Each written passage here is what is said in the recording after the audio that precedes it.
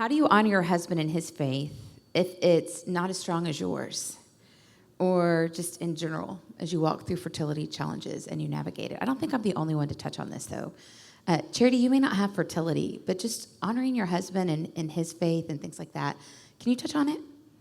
Yeah, I love all things marriage, actually, because when you're walking through something, there's nothing harder on a marriage than a challenge, right? And we all have them, and they're going to come.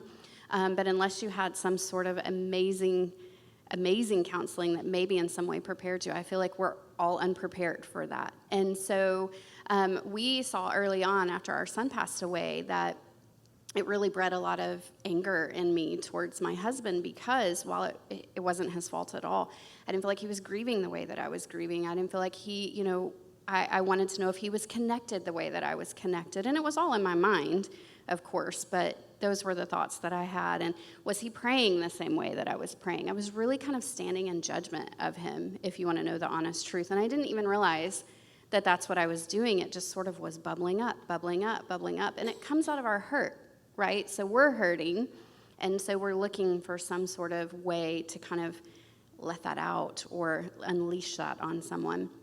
And so I really just would encourage everyone, what I did is I began to pray and ask the Lord to show me things to be thankful for.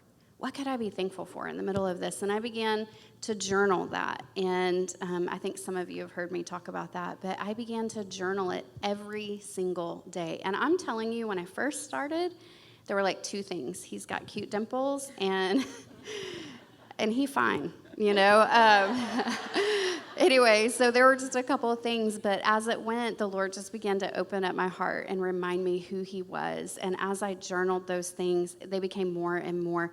And then sort of the icing on the cake for that was I put it in his car for him to find one day, and then I put it under his pillow because I wanted him to see the truth of who he was and how I saw him instead of the death I had spoken over us.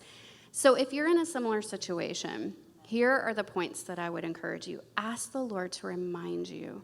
He has been created by God. He is the Lord's, and he has these qualities that are amazing, and God loves him. Find those and be grateful for them, and as you do that, write it down. And the word says to think on things that are true. And so literally reading that to yourself and reminding yourself, oh, this is the truth, not how I'm feeling right now.